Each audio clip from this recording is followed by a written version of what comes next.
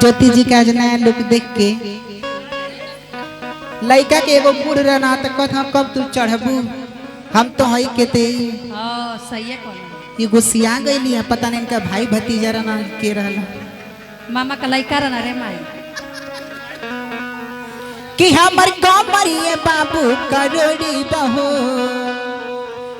भाई कितना लोगन के कमजोरी बहो तो हमर कमरिए बाबू करोड़ी बहो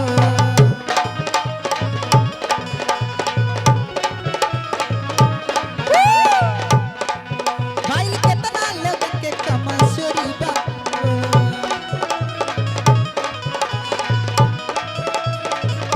रसदार हई रस भारी कमल करी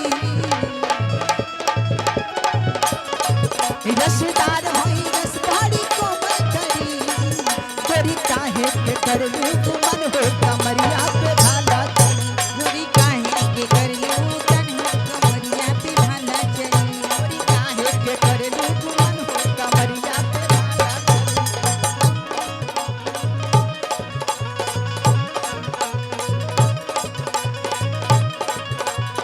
तोहर कमरिए बाबू करोड़ी बाबू हमर कमरिए बाबू करोड़ी बहो भइल केतना लोगन के कमजोरी बाबू आइल केतना लोगन के कमजोरी बहो रसदार हई रसगोरी कमर कली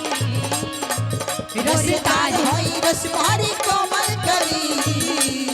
त गोरी काहे के करलू मन हो कमरिया पे भाला चली गोरी काहे के करलू मन हो कमरिया पे भाला चली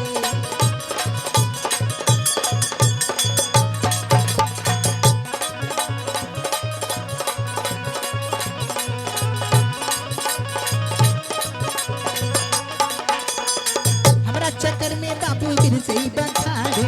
बड़ा जवानी लइकन के हवाले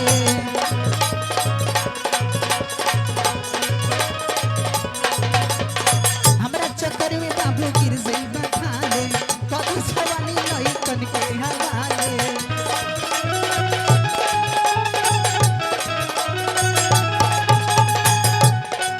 रसदार होई रस भारी कोमल करी